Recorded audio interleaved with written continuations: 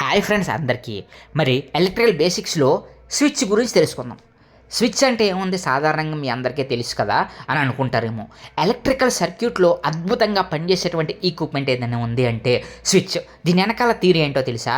Switch can open the circuit and close the circuit. When ever the close the circuit electricity can passes through the switch. అంటే ఏంటో తెలుసా? ఏదైనా ఒక electricity కనుక ఒక సర్క్యూట్ని తీసుకుంటే ఆ సర్క్యూట్ క్లోజ్ చేయాలన్నా ఓపెన్ చేయాలన్నా మరి అద్భుతంగా ఉపయోగపడేటువంటి ఎలక్ట్రిసిటీ ఎక్విప్మెంట్ ఏదైనా ఉంది అంటే ఎలక్ట్రికల్ ఎక్విప్మెంట్, అది స్విచ్.